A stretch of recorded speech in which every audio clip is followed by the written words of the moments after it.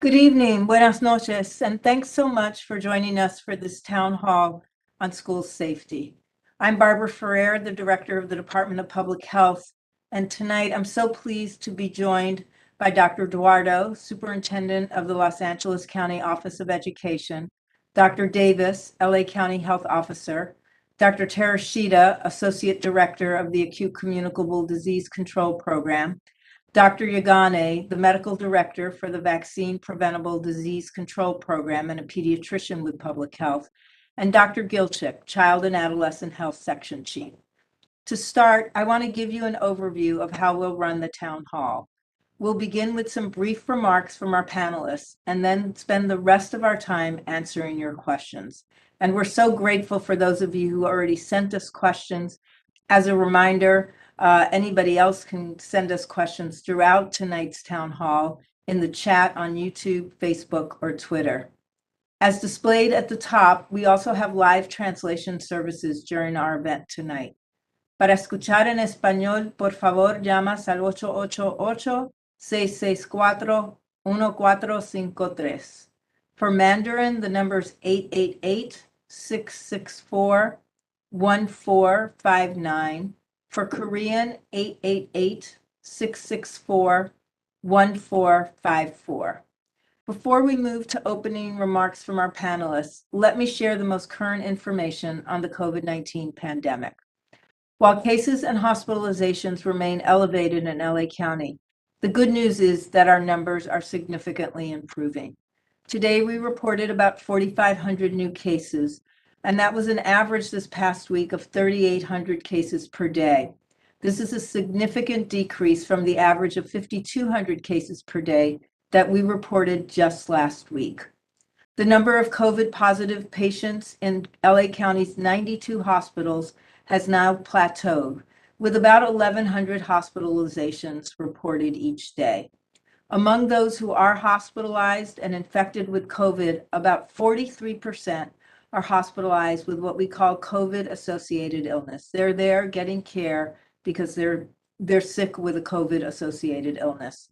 11% are in the ICU, and 6% are on a ventilator. The 7-day average test positivity rate has also decreased slightly this week, and it's currently at about 12.5%. The positivity rates statewide and nationwide are slightly higher at almost 13% for the state and 18% for the country. We reported an average of 15 deaths per day over the past week, and this is about the same as it's been in our prior weeks. Since deaths always lag behind cases and hospitalizations, we're hopeful that because we're now seeing declines in cases, it'll bring along further declines in hospital admissions and deaths. We know that every death leaves a huge gap in the community of family and friends, and we're sending wishes for healing and peace to everyone who's lost a loved one. As we get ready to welcome teachers, staff, and students back to schools, we're grateful to everyone for doing their part to slow down the spread of COVID. Having lower rates of transmission in the community is essential to reducing risks at schools. This is especially important when we consider that since the start of the pandemic, over 631,000 children across the county have tested positive for COVID. In fact, over the past 30 days that ended on August 6th, over 13,400 children ages 5 to 17 were confirmed COVID-19 cases in LA County. That represented about 9% of all of our cases this past month. While most children will experience mild illness, there's no way to know in advance how every child will be affected by COVID-19. And unfortunately, there have been almost 2,000 children ages 5 to 17 that have been hospitalized with COVID-19 over the course of the pandemic. And although it's very rare, COVID-19 cases among children sometimes result a few weeks later in a very serious post-infection illness known as multisystem inflammatory syndrome in children, MISC. This is a condition where different body parts become inflamed, and it can include the heart, lungs, kidneys, brain, skin, eyes, or gastrointestinal organs. In total, over the course of the pandemic, public health has confirmed 314 cases of MIS-C. And tragically, since the pandemic began in 2020, there have been 12 pediatric deaths. 2 were among children younger than 5, 3 were children ages 5 to 11, and 7 children who passed away were between the ages of 12 and 17. Although COVID-19 continues to cause disruptions, severe illness that among some can last for many months, and deaths among those most vulnerable, thankfully, as we are getting ready for the fall semester, we are in a much better place than we were at the start of the pandemic. This is because we have many powerful tools that are available and help reduce the risk for transmission of COVID-19 at our schools and in the community. We have great access to rapid tests. We have medicine for those who end up infected, and we have an ample supply of vaccines for everyone 6 months of age and older. Our infection control strategies work to limit spread. This includes using good hand hygiene and wearing masks indoors. When we make use of these tools, we all benefit, and our school communities are safe places for everyone, including those who are older, those with underlying health conditions, and those who live in households with vulnerable individuals. We do look forward very much to answering your questions tonight. And now it's my great pleasure to welcome Dr. Duardo, the amazing, brilliant superintendent of the LA County Office of Education. She has been a partner from day one with us, and we've appreciated her wise counsel. She'll be able to provide updates on important information and resources available for families and students. Dr. Duardo? Thank you, Dr. Ferrer. And it has been a tremendous partnership with you and the Department of Public Health, Department of Mental Health. And really, this is a time when we all need to come together and support one another as we enter our third school year of being impacted by COVID. So just a lot of appreciation for all of the people, parents, students, teachers, administrators, who've done everything possible, who've worked tirelessly during the summer to make sure that when we open our school doors again, and some of our schools are already open, we are excited to welcome everybody back in person. We are doing everything possible to keep everyone safe, our employees, our students, anybody who sets foot on a campus. And the reason we're able to do that is that school districts and schools are following the public health orders very carefully with great caution, because our number one priority is to keep everyone safe and to keep our school doors open. And if we want our doors to remain open, we need to make sure that we're practicing all the mitigation strategies that we have. So we will continue to ensure that our students have access to the PPE that they need, that we're following all the protocols. We are encouraging vaccination. We are encouraging students and parents, if their child is not feeling well, to please not send them to school. We're encouraging our staff to do the same. We want to make sure that everybody is able to start the school year safely and that we're able to continue without disruption, because we are following all the mitigation strategies that are necessary in order to keep our school doors open and to keep people focused on the great instruction, the great activities, the fun, the engagement part of being in school and being able to be there fully engaged in person. Some of the other things that we're focusing on is are making sure that our families are connected, that people are engaged, that people are aware of the resources that are available to them. You know, it has been difficult on everyone. 3 years into this pandemic, everyone is exhausted. It's such a fluid situation. We see the numbers rise and fall, and strategies sometimes changing as the numbers change.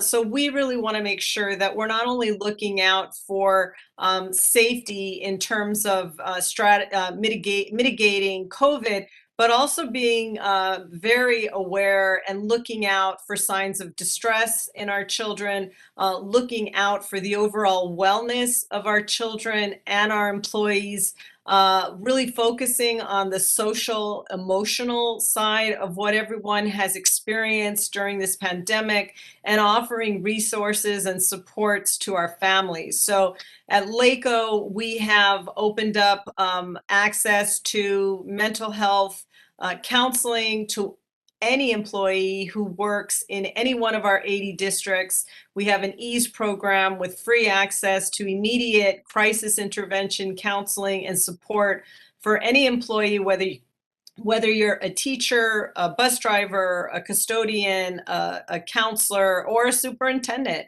that these services are available to you free of charge. And we're going to be here to support you through this challenging time. So we are excited and we are looking forward to a great school year. And we appreciate the partnership with Dr. Ferrer and her team, with the Department of Mental Health, and others that are really coming together to make sure our children, our families, and our employees are safe. So I'm happy to be here and looking forward to the conversation. Thank you so much, Dr. Duardo. And I'll now turn it over to the county's health officer, Dr. Davis. Thank you, Dr. Ferrer. Thank you, Dr. Duardo. And thank you to everyone joining us tonight. I want to share information about keeping your family safe from COVID as transmission continues to be high, which is going to be even more important as children prepare to return to school.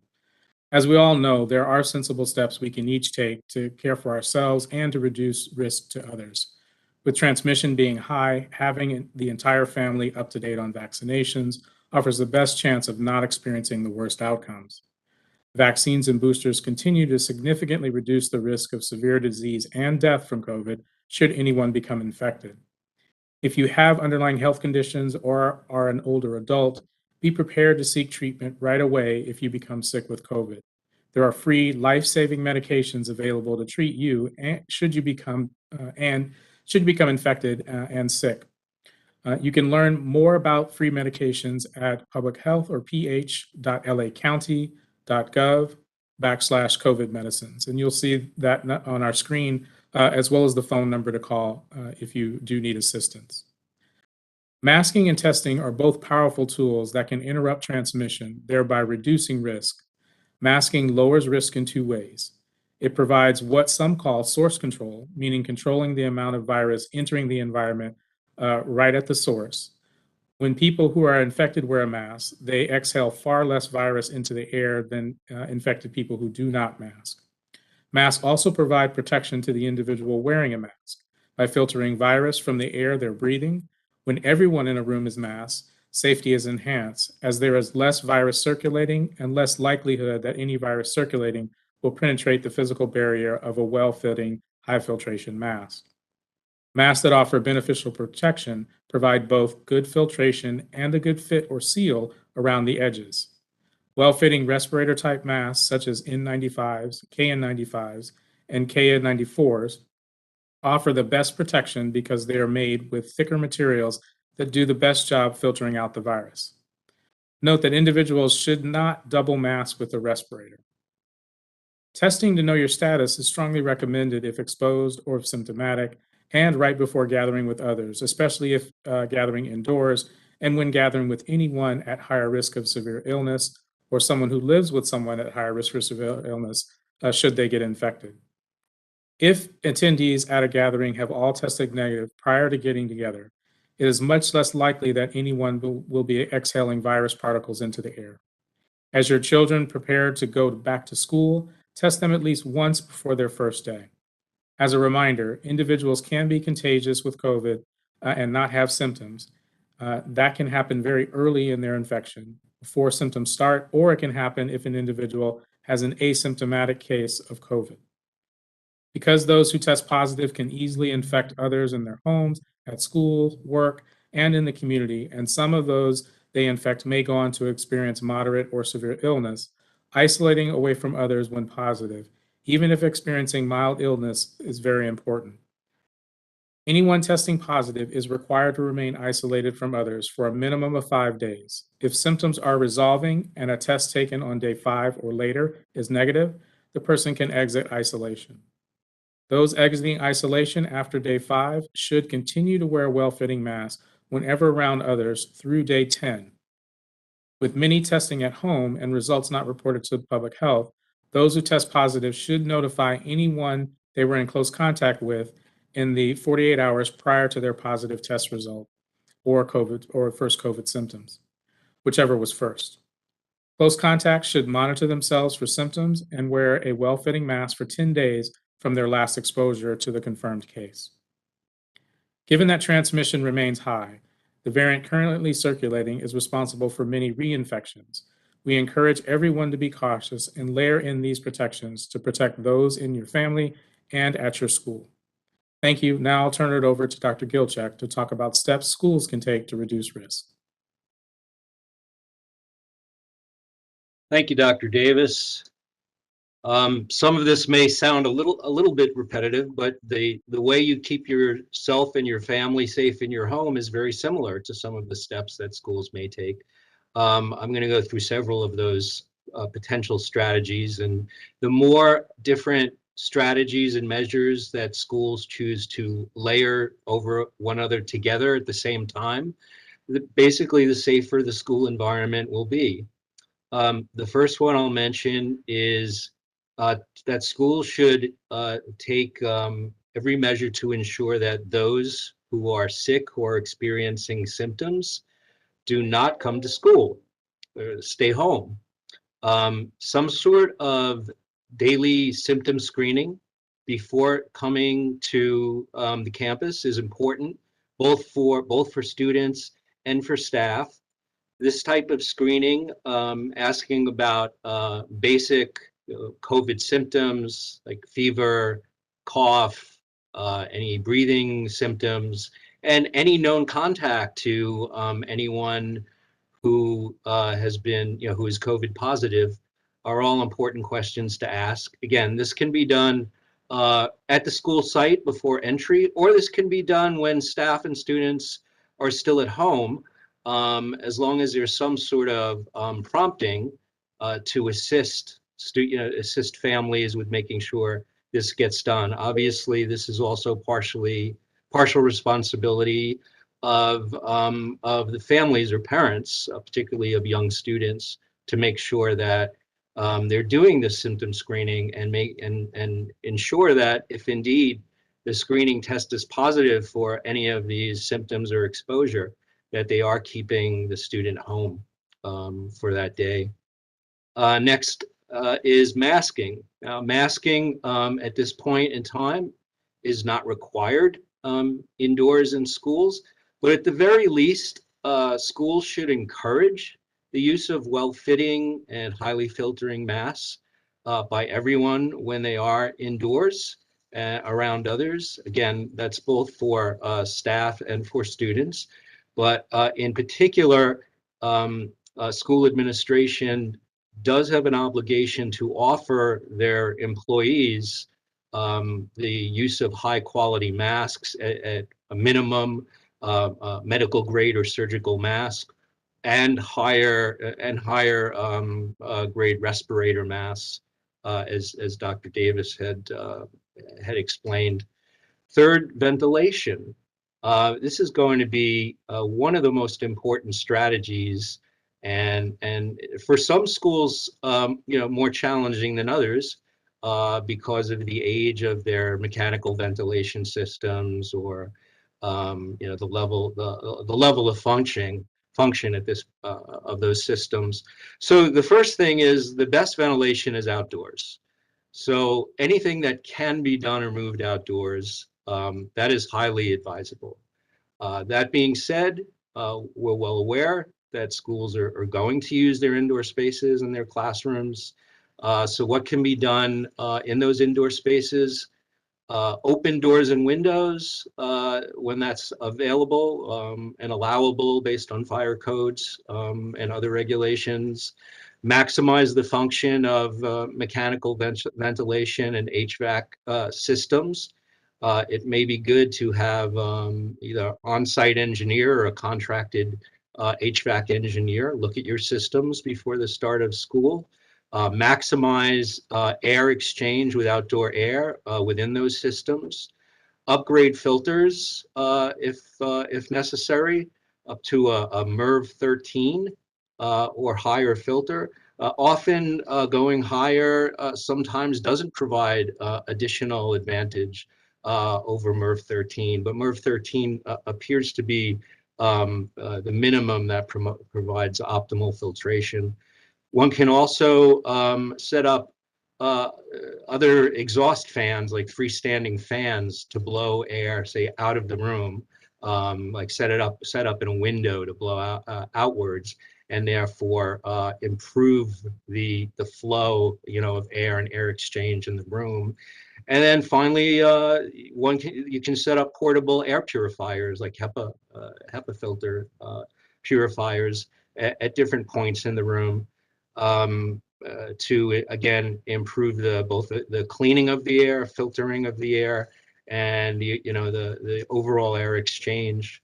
When one does set up these additional mechanical aids like exhaust fans and HEPA filters or air purifiers, the placement of the mechanisms is important, and we are available to consult or assist with that. Fourth, testing. It's essential that your staff and students have access at least to response testing. That means testing when there are symptoms and testing when there have been exposures or close contacts.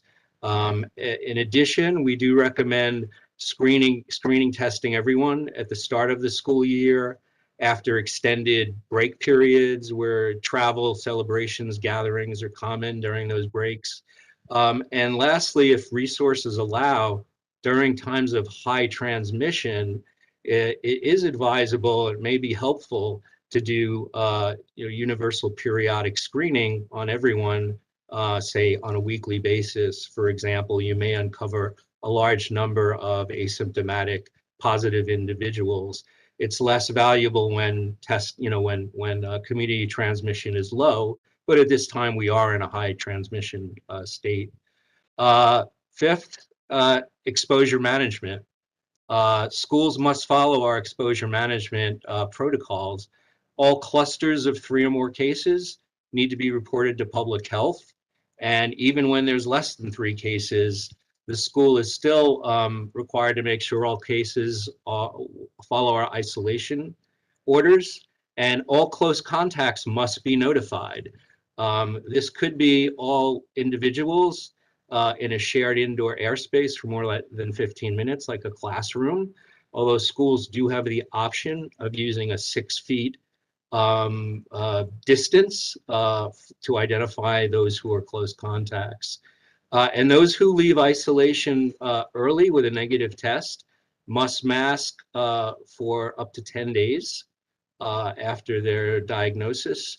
Those who are exposed or close contacts must mask for a full 10 days after their last exposure. And exposed close contacts must test at least once during those 10 days. Around days 3 to 5, they must test negative to remain in school. The last thing I'll mention, and Dr. Yagana will go into this in more detail, of course, is vaccination.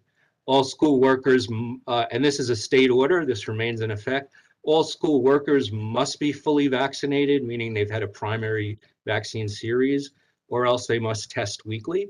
Of course, you should encourage all workers to be up to date with any available boosters.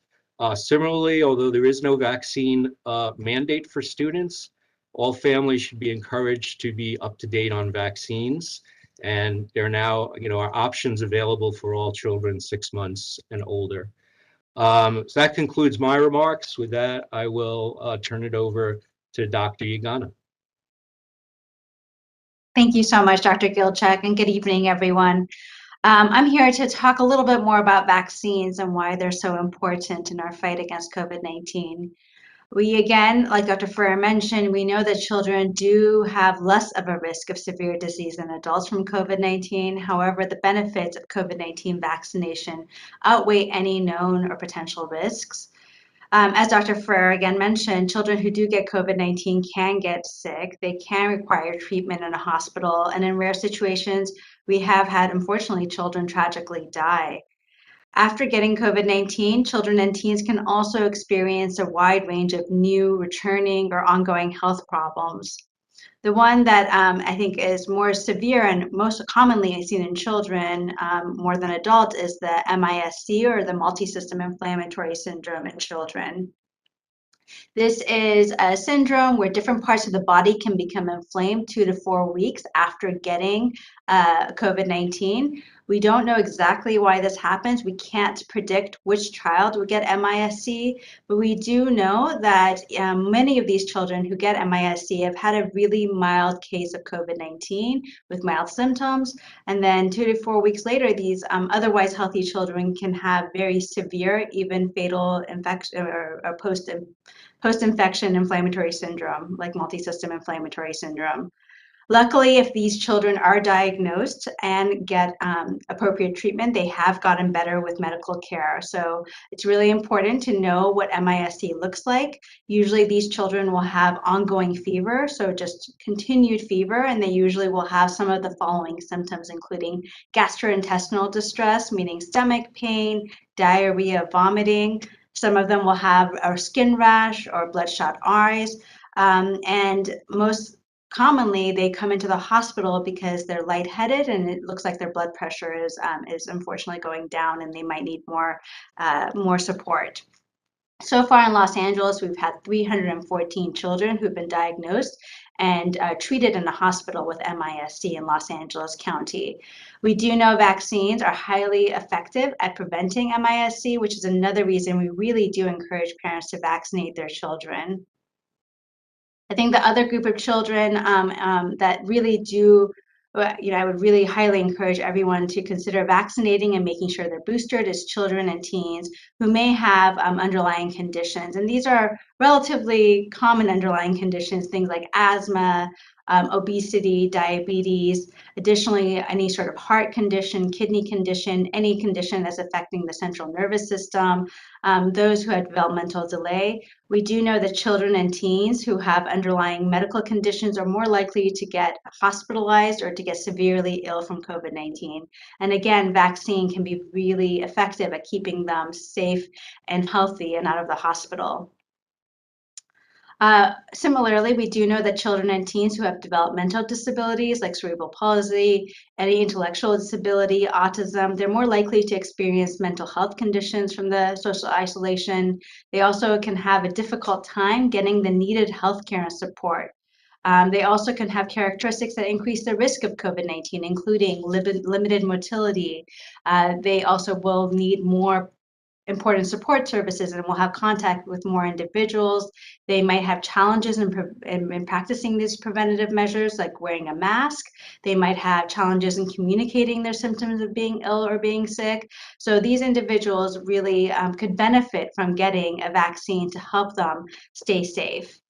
I think it's really important for everyone to recognize that the process used to approve pediatric vaccine is considered to be the worldwide gold standard and involves really an intense and rigorous review of patient-level data from clinical trials. Over the course of the other vaccine rollouts in the past 2 years and previously, the agency's attention to safety is paramount, and its communication with the public has been timely and transparent. This is a process we do trust, and we know that vaccinations are really the best thing we can do for our children. I do also want to mention that in the clinical trials for Pfizer's vaccine, at least about 20% of the children did have an underlying medical condition. So this study has been studied in children who have had underlying medical conditions. So with that, I'd like to turn over to Dr. Terashita. Thanks.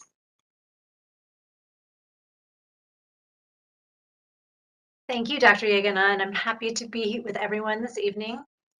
I know, importantly, a lot of the conversation tonight has been about COVID, and as Dr. Ferrer and others talked about, despite the misinformation out there, COVID does impact children. It can cause serious illness and unfortunately can cause death.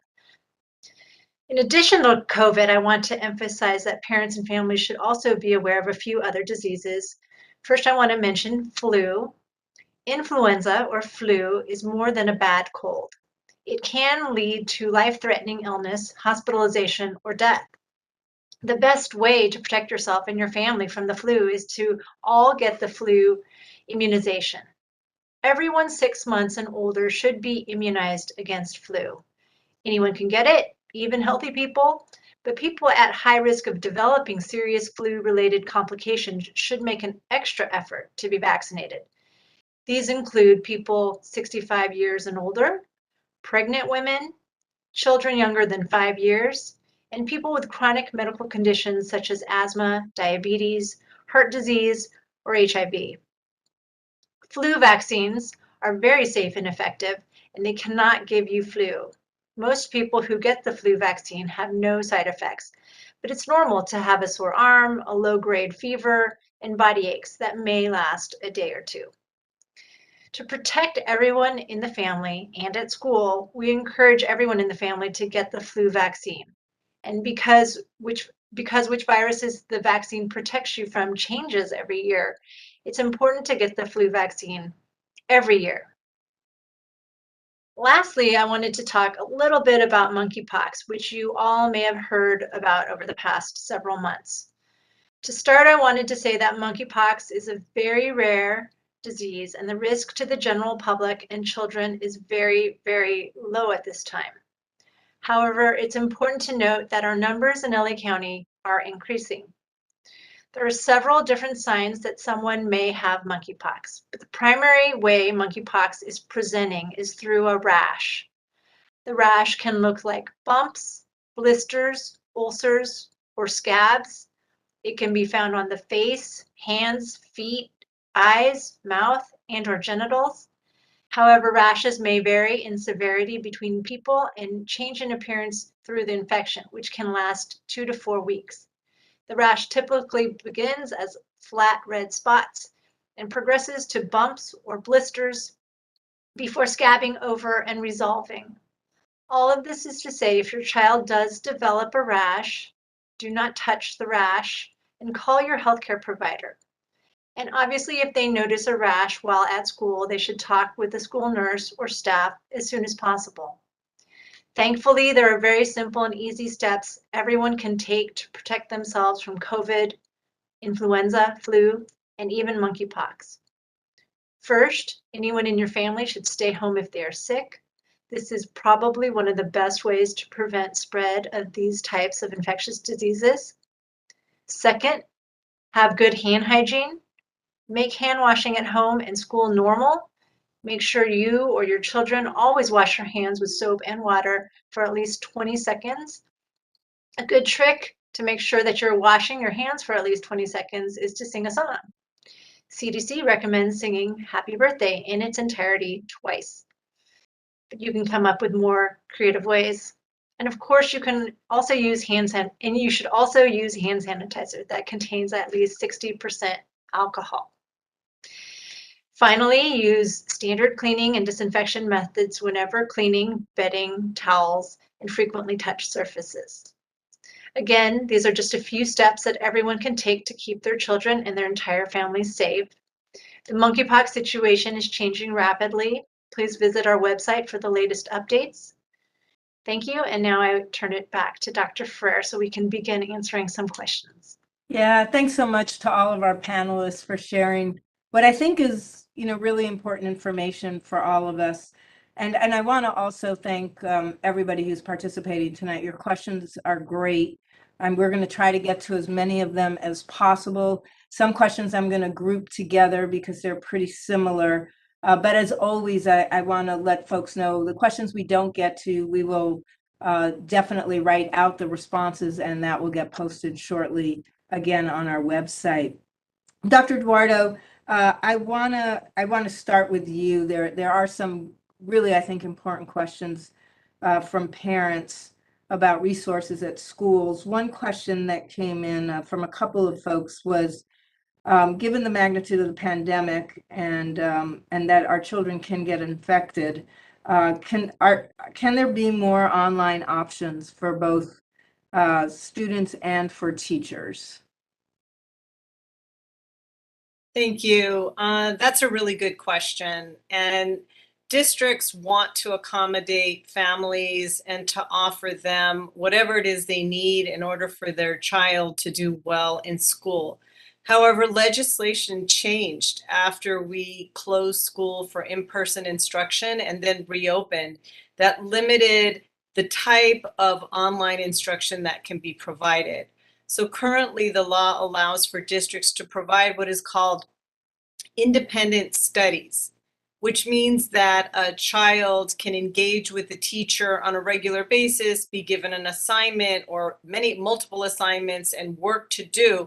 However, it's not the same thing as what we were accustomed to when schools were closed for in-person instruction, where there was that virtual learning where students spent 5-6 hours a day engaged with the teacher on camera. So, because of the way the law has changed, and I think it was because they really wanted to focus on getting schools to open for in-person instruction as safely as possible and as quickly as possible, it's limited what districts can provide in terms of online instruction. But speak to your local district, ask them about the type of independent study options that are available to you. And they do vary from district to district, depending on their resources and depending on the needs of that community.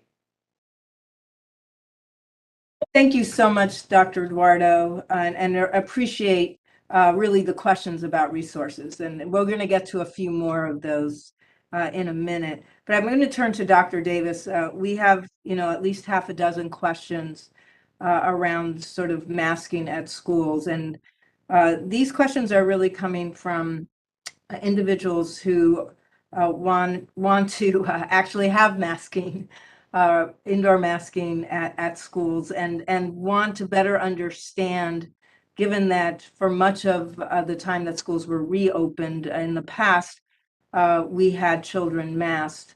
Why, when transmission is so high, are we not requiring masks in the schools? And then, the corollary to that, Dr. Davis, if you don't mind, is what would be the circumstances under which we would consider universal indoor masking at schools? Thank you. Those are good questions, and we do hear them often. So when we look back, let's just say even this past winter, or even the winter before that, we had higher rates of transmission, in addition to, in many of those instances, higher rates of hospitalizations.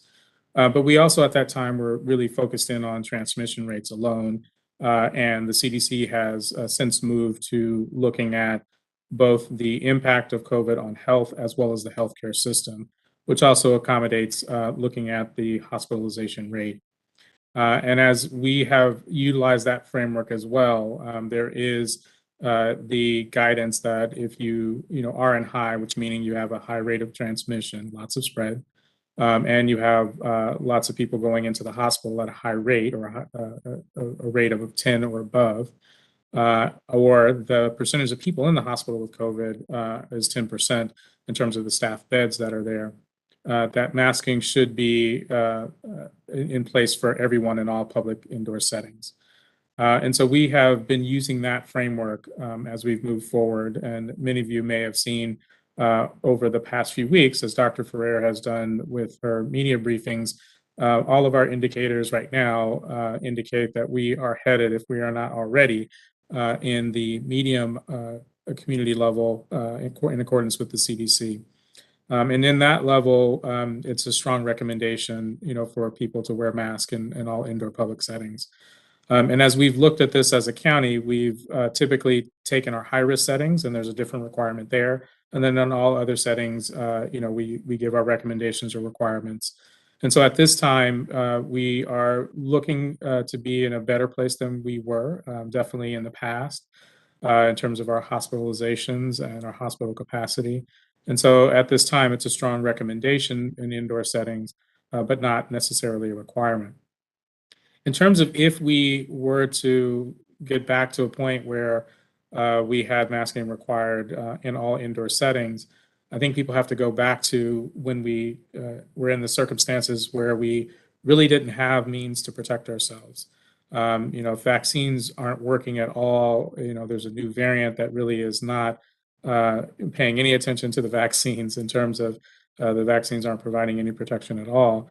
That may be something that we consider the risk and what's happening within our healthcare system as well, and the severity of disease that people are experiencing, that we say, okay, look, this is something where we would require masking indoors by all as well. So it's really dynamic, but we're in a very different situation with the amount of testing, the number of people we have vaccinated, vaccines being readily available, testing being readily available, and again, on a downward slope in terms of things improving, that we're in the circumstance now where we have strong recommendations in all indoor public settings, but requirements in our high-risk settings.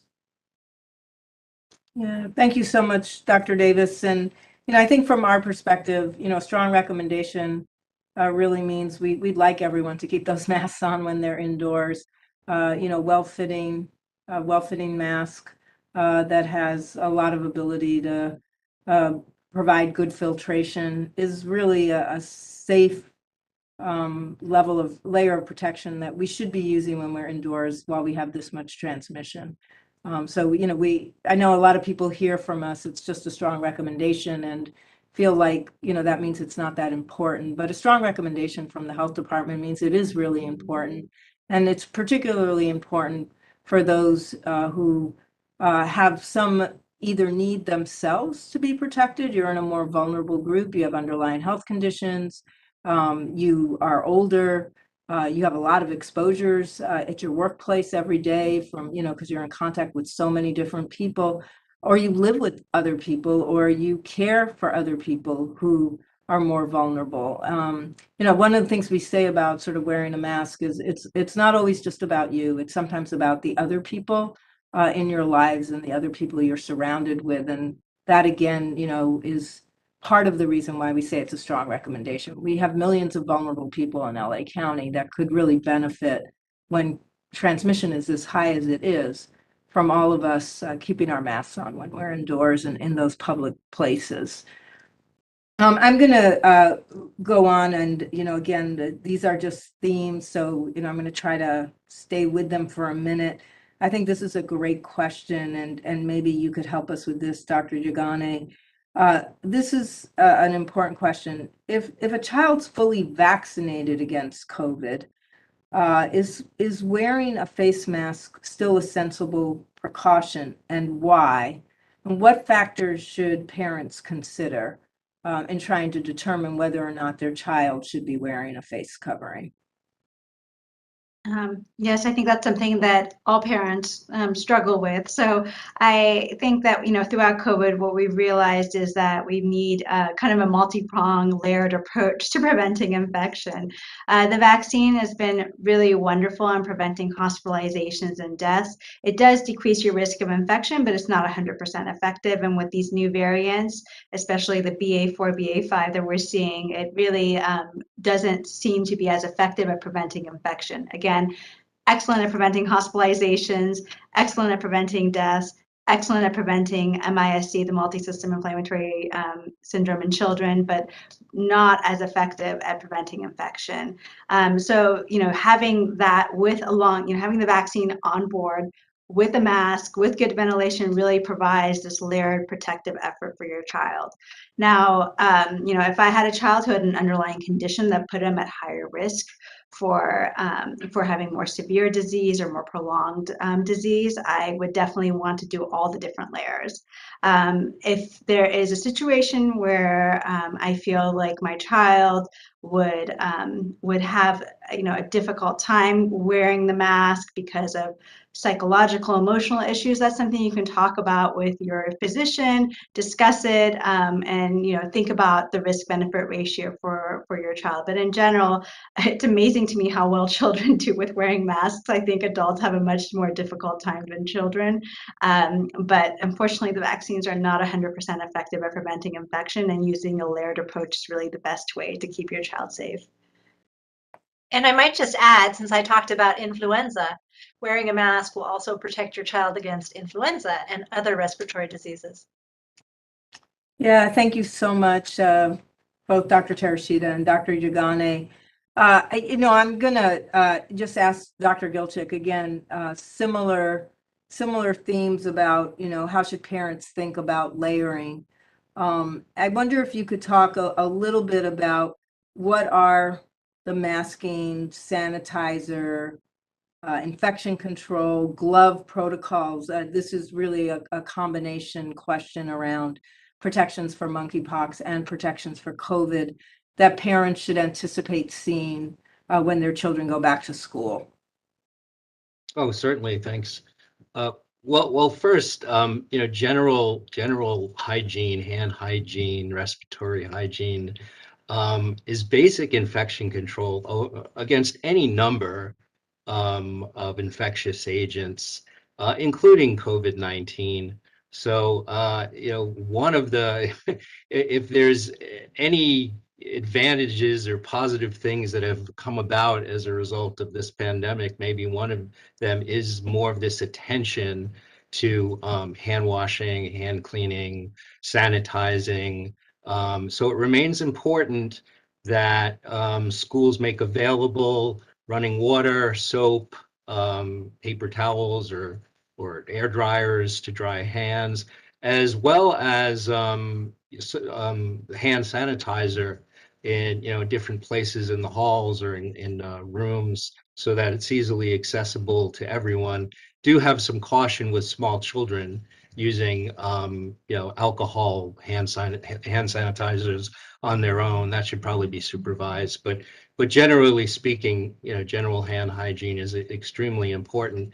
In addition to that, masking again provides yet another layer of protection, both for the person who is trying to prevent spread to anyone else in the space, as well as protecting themselves. So I think Dr. Davis went through this initially, that masks are for source control. So if someone happens to be infected, knowing, whether they have symptoms or asymptomatic, having that some sort of face covering is going to block a lot of the viral particles that are being expelled from their mouth.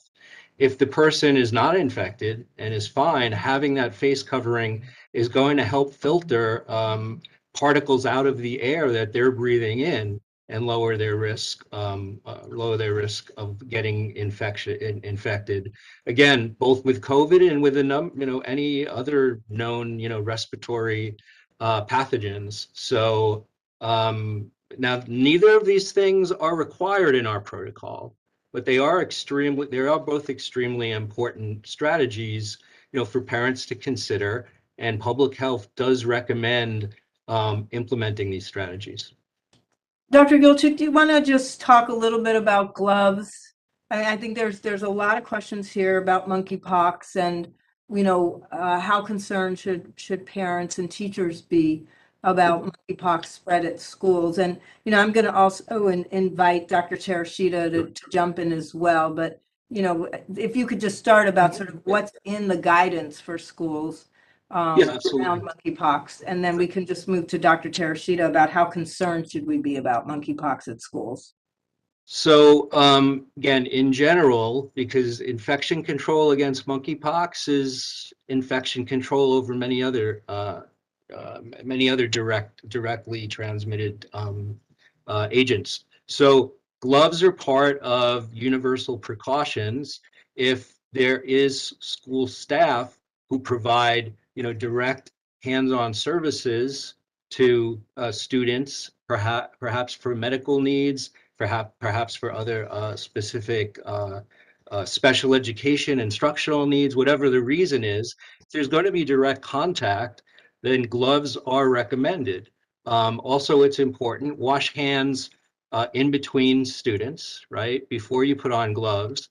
Wash hands after you take off gloves and before you go on to the next student. That in itself will provide excellent protection against monkeypox virus. In addition, just to ensure that there isn't possible spread through respiratory droplets. Wearing a mask in case of suspected monkeypox is also important. Overall, at this point in time, because of the epidemiology of the monkeypox virus here in LA, the risk of coming into contact with monkeypox in the school setting is very low, but it's still important to be vigilant and cognizant about how it spreads and how to protect oneself. If one uses universal precautions at all times, then you'll always have maximum protection against these possible exposures. Dr. Terashita, maybe you could sort of also level set though about, because we do have questions, what is the risk? How worried should parents be? How worried should teachers be?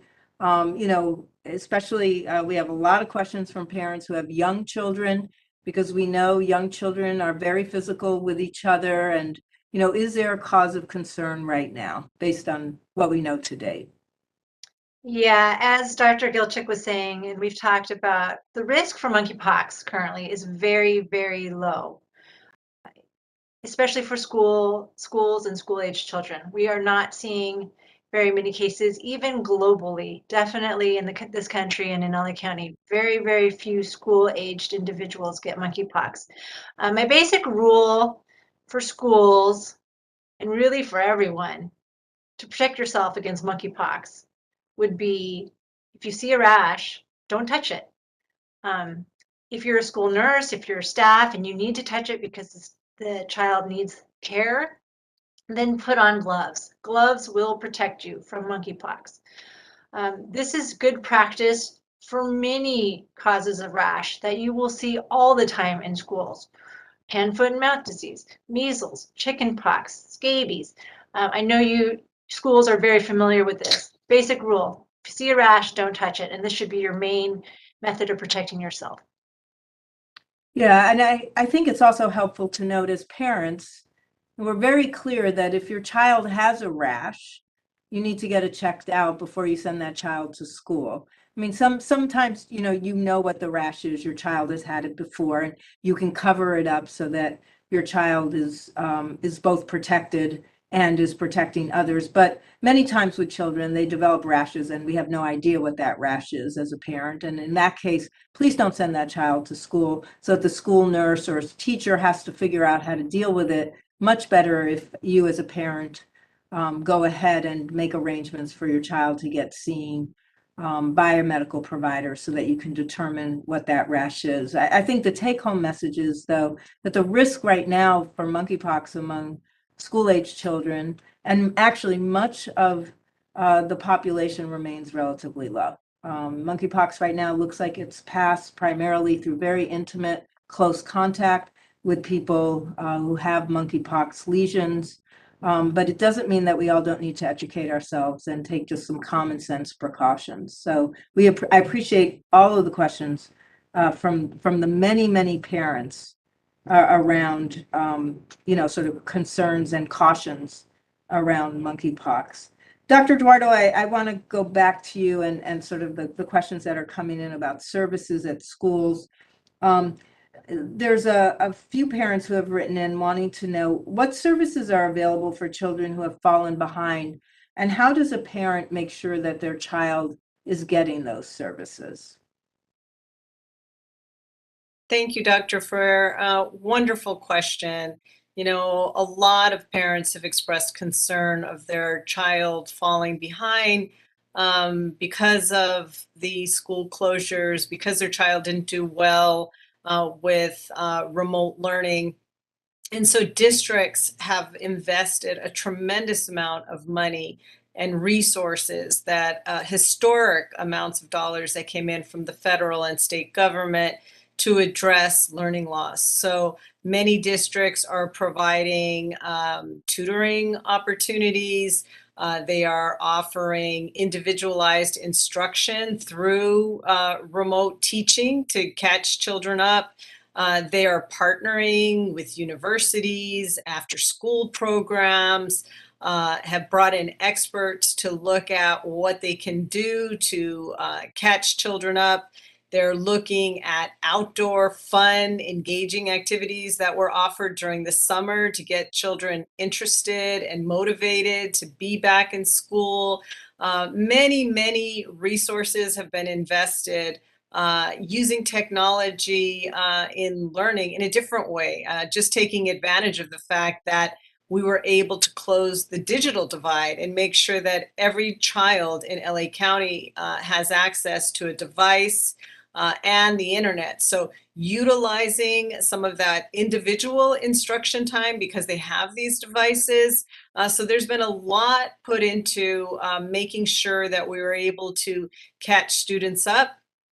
And I recommend parents that have a concern to talk to their child's teacher, to talk to the administrator, to ask about the types of programs and services that are being offered. I also want to say districts are really investing in overall child wellness. We know that there's a mental health crisis that has been exasperated because of this pandemic, the isolation, the loss that children have experienced, the disruption in their lives, and and for some, losing a parent or grandparent or another loved one is very painful. So districts have done a lot to increase counseling services, peer-to-peer counseling. So there are a lot of resources out there. So please make sure that you reach out to your school and find out. And it's not just school districts, it's parks and recreation, it's libraries. There are many services. People have really come together to think about how we can all come together to support our children. Yeah, thanks so much, Dr. Duardo. I wonder in particular, there's some more questions that just came in. Are there mental health resources that parents have access to? And is there a number or a website where they can go to particularly access mental health services? So there are absolutely resources and supports in every one of our districts. And some of them have their own hotlines or own numbers. The Department of Mental Health put out some telephone numbers for general support and resources if your child needs help. But really the best thing to do is to talk to your school site and to tell them that you would like to have some support for your child. There are many resources, many trained people. Schools have been trained on how to address trauma in children and in families, and they care deeply about the community and the children that they're serving. So really important to let your school know, start with your school teacher.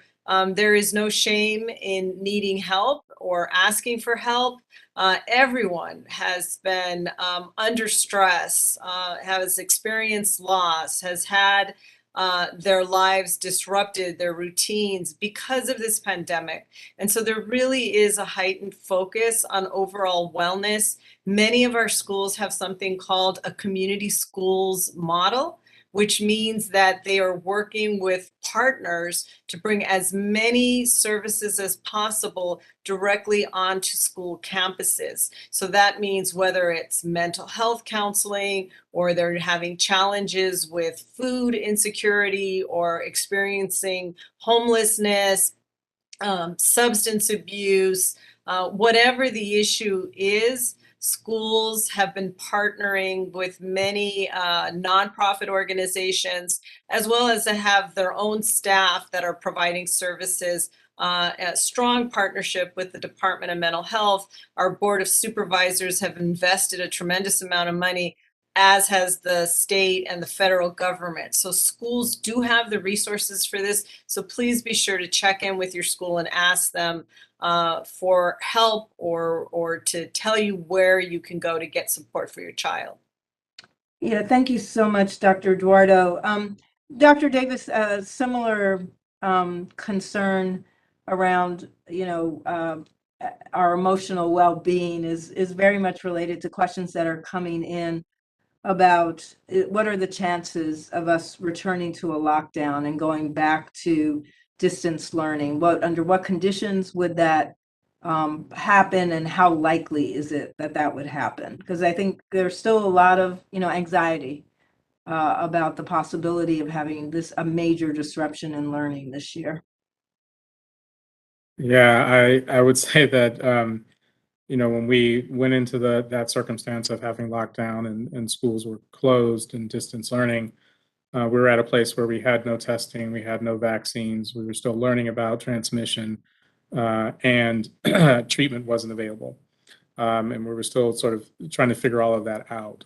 So, we don't have a crystal ball, but we hope we don't end up in that similar situation where the only thing that we have is to have people stay apart in order to prevent spread. And so I think at this point, what we're seeing, it could always change, but at this point, we're not seeing anything that would indicate that we need to go back to that. Thanks so much. And we're all really feeling very blessed that we've got all these new tools, and it does make a huge difference. And we think that level of disruption, ought not happen again as long as our tools continue to work and be as effective as they are. And I know there were some questions that came through about how do you know if the vaccines are really working. We do look at the experiences that people have on getting infected, on being hospitalized, and on dying in terms of their vaccination status. And while, as we noted earlier, the vaccines don't work quite as well as they did at the beginning on preventing people from getting infected, unvaccinated people are still twice more likely to get infected than vaccinated people. Unvaccinated people are about 5 times more likely to end up hospitalized and about 7 times more likely to die than those who are vaccinated. So, we do these calculations, every month, and we usually post them as well, so you can follow along and see that these vaccines remain really powerful tools, I think, as Dr. Jagane and Dr. Terashita noted, against people getting severe, ending up with severe illness and hospitalizations. And they still provide some decent protection, but obviously we all know tons of people who are fully vaccinated and boosted who got infected. But the ratio that we use to calculate this still holds. You still have some protection. The reason we all know so many people who are vaccinated and boosted who got infected is about 80% of people in LA County are fully vaxxed. So the vast majority of people are fully vaxxed. So sheer numbers alone are going to have lots and lots of vaccinated people that were getting infected. But when you calculate a rate, which really looks at, the percent of people within each of those groups, you see the big advantage that people who are vaccinated have against both getting infected, certainly against severe illness, and against death when compared to those that are unvaccinated.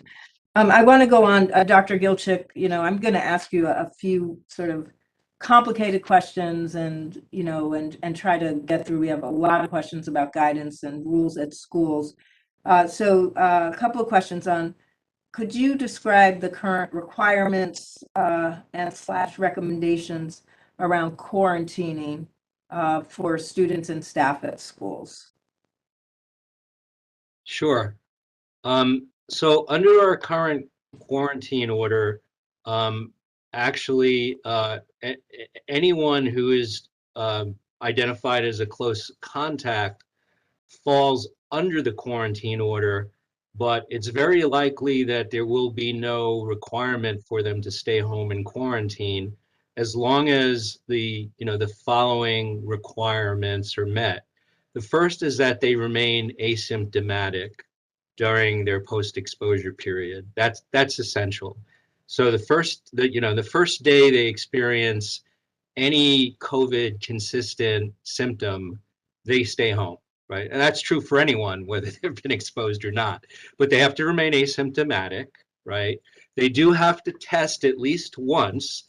They don't have to test only once, but we require at least one test during that 10-day post-exposure period. We suggest testing around days 3 to 5, which is sort of a sweet spot. It's not too early that the test is likely to be negative, but it still catches them relatively early in the infectious period. if they are positive. The third is they do have to continue to monitor themselves for symptoms during those 10 days. And the fourth is, if they are going to not stay home and go to school or go to work or wherever they're going, they must wear, a well-fitting high filtration mask whenever they're around others. And that applies to the school as well. So whether it's staff or whether it's student, they are welcome to stay in school and stay in their job and stay in their class, post exposure, but they do have to adhere to all of those requirements. If they can't adhere to those requirements, they're going to have to quarantine at home, basically.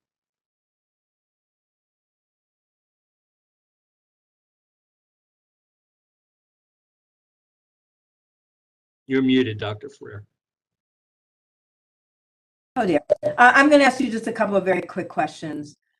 Do the school COVID requirements apply to private schools? Yes. Are the home COVID tests acceptable for back to school? Yes, absolutely. A little bit more complicated. Can schools offer choir practice again? What are the rules around the guidelines, and are they the same for elementary and high school? They're the same for any age group.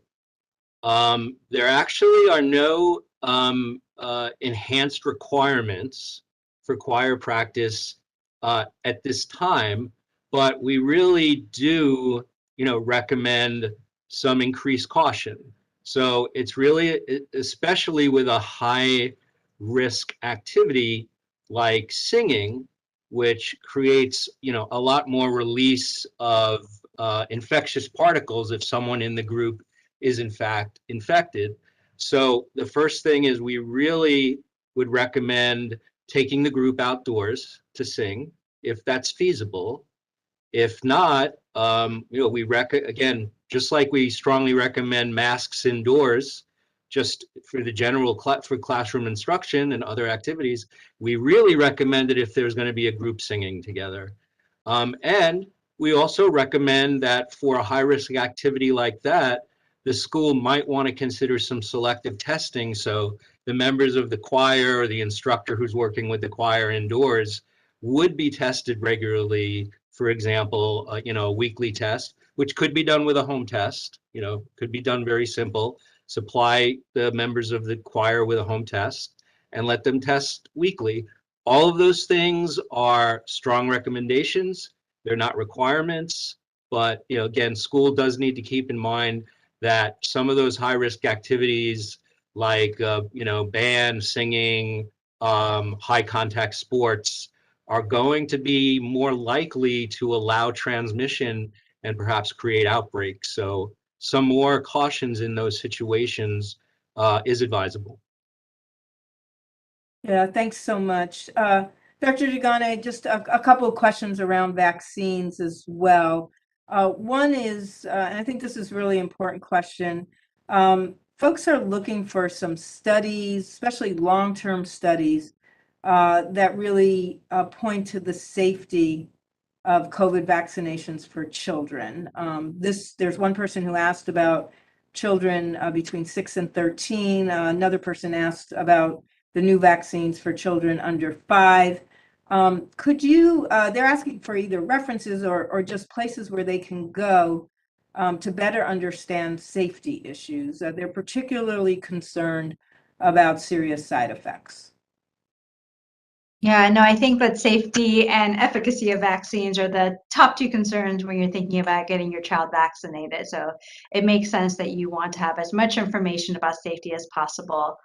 I'm just going to really briefly review the ways that we evaluate safety. The two ways that we most commonly do it is using VAERS, which is the Vaccine Adverse Events Reporting System. This is a passive system. It accepts reports from everyone, regardless of plausibility. And it's really a great system where they try to pick up rare potential adverse events that would require millions and millions of doses to be administered. There's also the vaccine safety data link. We've had that since 1990. It involves multiple healthcare associations and organizations. They look at their data and they look for signals, safety signals in their patient populations. And then finally, for COVID-19 vaccine, we also have BSafe, which is a monitoring system where people sign up. And then you get actively asked about side effects with the vaccine. So we have several different systems looking for these safety signals, anything that's concerning.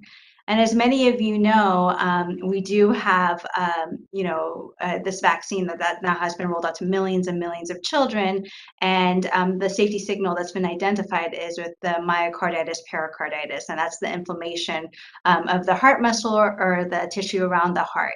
And this seems to be seen very rarely. It's about, like 75 per million in young adolescent males with their second dose. That's the common risk category is young adolescent men with their second dose. And after this has been identified by these systems, the recommendation came to actually maybe for that population specifically to space out the vaccine a little bit more, to have a little bit more time, 8 weeks instead of 3 weeks between the first and the second dose. And that spacing seems to decrease this serious adverse event. Again, extremely rare, about 75 cases per million doses given.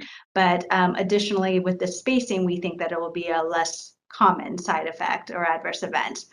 So the question is, where do we get this information? So there are a couple of publications. MMWR has released several different publications about myocarditis, pericarditis, both with the vaccine as well as with COVID-19.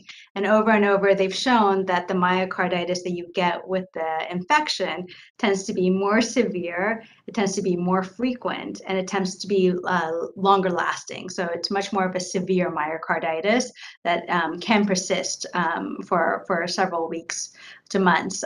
With the vaccine, it seems like it's relatively short-lived and gets resolved pretty quickly.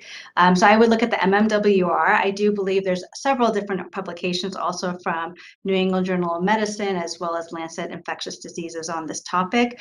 And then finally, the CDC's advisory committee, so the Advisory Committee on Immunization Practices, when they meet, they review all the data. So you can, Google ACIP or Advisory Committee on Immunization Practices. They have all their slides available and they provide all the summaries for all the different systems they have, and you can review those slides for more information. They have the citations for where they're getting their information from. So that's a really comprehensive way of looking at vaccine safety. Thank you so much. That was really helpful, Dr. Yagane. Dr. Terashita, I'm going to go to you with a few questions on monkeypox. How did monkeypox start? Someone said it's been around for a while, but why is this different? And it's in people all across the world now. Yeah, monkeypox has been with us for a very long time. There's a few countries around the world that are considered endemic for monkeypox, meaning that they have transmission regularly. With cases of monkeypox, most of these countries are located in Africa, Central Africa, and West Africa. There's always been the threat of spillover into other countries. We saw this in 2003 when we saw an outbreak associated with some rodent populations that were imported here. And, again, now we are seeing an increase in cases also. It's the nature of the spread of disease. If there's a particularly transmissible variant of a virus and it starts to spread, it can spread very fast. So the first cases of this current variant seem to be in late April, early May, associated with a few very large, what I would consider sort of super spreader events throughout Europe. But of course, nowadays with travel, a lot of travel of individuals, it does spread across countries very quickly. And so we saw the spread here. So it's just the nature of the particular virus and environmentally spread factors. Thanks so much. I'm going to stay with you for just a minute, Dr. Terashita, because we got some good questions. These are questions from parents whose children participate in sports. Can you get monkeypox from gym equipment that's not necessarily wiped down and it's shared? Can you get monkeypox from sharing towels in locker rooms? Can you get monkeypox if you're part of a team where there's like a high contact sport? The example here is wrestling and basketball. Those are all great questions. I mean, and I do see the common theme of kind of a skin to skin or skin touching inanimate object touching skin theme there. So yes, very good. I just would like to mention the predominant way of getting monkeypox is skin to skin. So some sort of intimate contact between a case, someone who has monkeypox, and another person, someone who doesn't have monkeypox. This is the main mode of transmission. The vast majority of our cases have reported some sort of intimate contact to result in spread. And That it's really said, skin to skin with a person who has a lesion. yes, and it's the rash, as mentioned, which is the most infectious part. So the viral particles are located in the rash.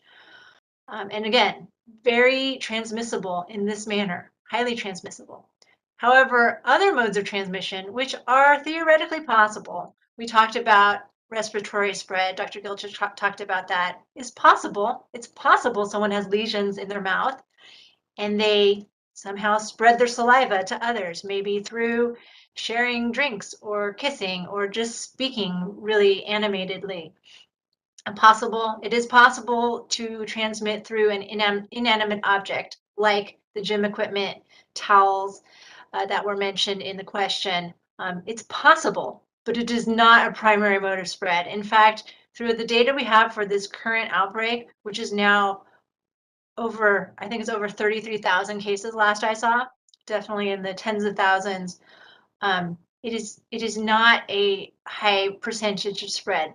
The vast majority is spread, again, through skin to skin contact. So, I mean, that said, to protect yourself in a gym or in a locker room or during high contact sports, you actually want to use the same precautions that we talk about for COVID. Stay home when you're sick. Hand hygiene. Good cleaning and disinfection. These are very key and should be implemented in all schools all the time, but especially during pandemics. High contact sports, encourage everyone. If they have a rash, they need to have a doctor's note to show that rash is not infectious before they can participate. So these are practices that all schools should be doing all the time, and they can be done in a way that keeps everyone very safe.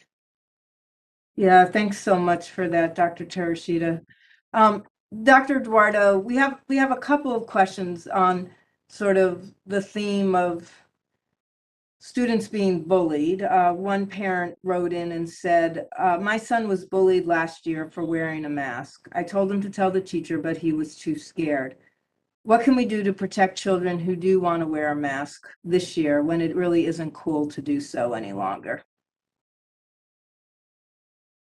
Well, first of all, I want to say that in visiting schools during the summer and some of the schools that have already started, the vast majority of children are masked. So I think it would be unusual for someone to stand out as, the only student or very few students, because what we're finding is majority of parents are wanting their children to be masked. Schools are strongly encouraging, recommending masks. They have masks on hand. So, that I just want to, start with saying that. However, bullying is never acceptable for any reason, whether it's because a child chooses to wear a mask or not to wear a mask. Districts have been working on messaging that out to their students, to their teachers, to the community, that respect is a critical component of the school culture, that we respect people's decisions, that we don't bully anyone for any reason. And I'm so sorry to hear about this child, feeling afraid to talk to someone about it. But we really need to encourage children that if they're bullied for any reason, or they're afraid, or they have a concern at school, to talk to their teacher or have that parent talk to the teacher and let them know what's going on so that they can address it, because we never want to tolerate or any type of bullying in school. Yeah, thank you so much. And we really want to echo that. I mean, this is, if we've learned one thing from coming through together for the last 2.5 years is we really need to both respect each other and our diversity of opinion. And we also need to go with grace, everybody. And it's important for our students and for our staff and for just, sort of common decency to be in play here. We know these are confusing times, and we know it's been really, really hard on so many families. But respect and common decency go a long way to creating a learning environment that works for everyone. So we would agree with you, Dr. Duardo. Bullying has no place at our schools and at our workplaces. Dr. Davis, I'm going to go back to you. This is probably the last question for you. But again, we must have 30 questions about why are we dropping so many protections when transmission is high? And I know you've answered this in multiple ways. But I think, again, we have lots. I still wear my mask. I feel better if everyone else at work would wear one. It seems like transmission is still too high. Wouldn't it be safer? Wouldn't we have less disruptions if everyone was wearing their mask when they're at school and they're at work? For people who, we have a few parents here who are just saying, their children have special needs and have serious illnesses, and it feels super risky for them to be sending their children into environments where there just aren't a lot of requirements anymore. So I just wonder if you could, go back, revisit how these decisions get made and all the considerations that we take into mind as we, really try to honor, our obligation to keep people as safe as possible during this pandemic. Yeah, I appreciate that, Dr. Ferrer, and I'll ask you to add if I missed something. I know you and I answer this question often. So we are in a place where we have dropped some requirements, but we didn't change the recommendations. So it's still strongly recommended, we strongly advise, given the level of transmission, that everyone wear a mask indoors in public spaces. And when gathering with others, if you don't know, their COVID status as well. Those recommendations have remained. We have pulled some of the requirements away as we have gotten more tools that have become available, as we've had more people vaccinated, as the impact on our healthcare system and on health has gone down in terms of the severity of illness as well as deaths. And we try to balance all of that in looking at what's really required and what should be a requirement in terms of trying to control this. But please don't take our recommendations lightly.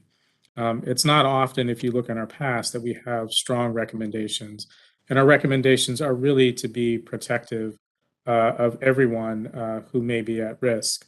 And so there is even protection for those who continue to wear their mask, even when there may be others who aren't in a room. You still do get protection, and your child will still have protection as well. Now, that is true that if everybody is wearing it, then that protection is much better because you have lots of source control and you have lots of individual protection from everyone wearing that mask. But there is still a benefit, and we see this from people who wear a mask even when many others are not. But in general, we try to look at what's happening with what's going on in the pandemic, what tools are available, whether or not those tools are readily available. Again, testing, vaccination, and treatments are readily available. And looking at the impact on our healthcare system and on health. And things are on a downward trend at the moment. Doesn't mean we're out of the woods. It does mean that those recommendations should still stand and that people should still be wearing their masks. but we just haven't made it as a requirement given all of the other things that we have available and how widely we have many people vaccinated to avoid those serious consequences from infection if they do get infected. Yeah, thank you so much, Dr. Davis. Dr. Gilchick, I'm going to again try to get through some of the questions about the policies at schools. Could you quickly go over the current testing guidelines at LA County School Districts? What are the requirements? What are the recommendations for both students and staff? Sure, certainly. So the requirements are that schools ensure that all staff and students have access to response testing. I mean, this generally aligns with also Cal OSHA regulations for the staff, for the employees, but symptomatic, tests for symptomatic individuals must be available to staff during work hours, by the way, and there must be adequate resources or access for students as well, and for those who are identified as an exposed or close contact to a case of COVID-19. Similarly, in the case of an outbreak, depending on the size of the outbreak, there may be a requirement to make testing available just to those who are within sort of a defined close area, or sometimes to all employees who are actually, in the setting and potentially exposed. Again, depends on the size, the size of the outbreak in the Cal OSHA regulations. Beyond the response testing, we don't have a requirement. Asymptomatic screening, for everyone, is something that has value depending on what the transmission rates are, in the surrounding community. When transmission rates are very high, as they are now, it is more valuable or advisable to offer screening testing to everyone. Again, not required, but it's a good consideration because there are going to be a lot more people walking around infected who may be asymptomatic, and you will never identify them unless there's some sort of testing program in place. As community rates fall, it's, you're less likely to get many positive test results. It's not as necessary. There's better use for your scarce resources. So I think that's a brief overview of what's written in the protocol. Thanks so much, Dr. Gilchick. Do kids have to wear masks when they play sports? No, they never have to outdoors, or we don't really address it outdoors. Indoors, it's strongly recommended that that they do wear masks for moderate and high risk sports, even during extreme exertion as practicable. And that language is important because that does give the athletic program some discretion to allow students not to wear masks, but it's never required by the public health protocol at this time. Strongly recommended though. Yeah, and the last one, Dr. Gilchick, for you, who can I call if I see my son's school is not following protocols? Oh, okay. Well, we actually we have a complaint line that can be called, but I don't know that I have the number with me right at this moment. Can you give me a moment to look that up, and I'll Yeah, and then during maybe closing we remarks. can see if there's a way for someone to put that up on the screen. Thank you. While you're finding that, I just because we're running out of time, I did want to ask Dr. Duardo to just give us some final closing comments as we finish up our town hall for tonight. Thank you, Dr. Ferrer. I want to reassure parents, community members that are watching that schools have been working really hard to make sure that our campuses are as safe as possible. I want to extend the gratitude to Dr. Ferrer and her team. We meet with all 80 superintendents on a regular basis. we cover these guidelines and health protocols, all the mitigation.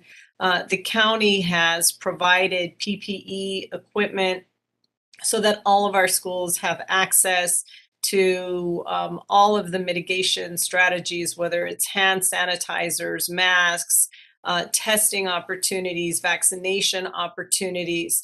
We want to make sure schools are safe. So I can reassure parents that we are doing everything possible, monitoring children, reminding children and families not to come to school if they're sick. And should you have a concern, please make sure that you reach out to your local school district and let them know of your concern so that they can address it. They've been working really hard to make sure that everyone is safe because we don't want this to spread in our schools. We want to stay open for in-person instruction. We want to meet the needs of all of our children and our employees. So I just want to let you know that they've been working really hard and that Dr. Ferrer personally and Dr. Gilchick and other members of her team are having these same conversations and answering the same questions that you're asking of them to our superintendents. We're sending out information to our nurses, to our counselors. We're providing professional development. We're really working together. And, you know, it's not always perfect. Sometimes things change based on the cases and the numbers, but I mean, for the most part, everybody's really doing everything possible to stay safe. So just want to thank everyone. And I also wanted to add, I forgot to mention when we talked about a number for mental health, that there is a new suicide prevention hotline, a crisis hotline, and that's 988. It's really important that people remember that if there is someone experiencing feelings of hopelessness, considering suicide, that there is that direct, immediate number that they can call anywhere in the county, and that's 988. Thank you. Yeah, thank you so much. I want to thank everyone for joining us tonight. I also want to extend our thanks to our labor partners and all of the school district administrators, the teachers, the staff, and of course, the parents and the students. We've worked together for 2.5 years. I know this is going to be a really exciting year for all of our students. I know we're up for whatever challenges lie ahead. We feel well positioned to support schools in making sure that children are welcomed back and have safe environments where they can thrive and learn, and shared goal with, I think, our entire community. I want to thank our panelists. We wish you a good evening, and we will be sure to come back together again in a few weeks to answer any additional questions. We'll post the answers to all the questions we didn't get to tonight. So thank you so much to everyone for joining us.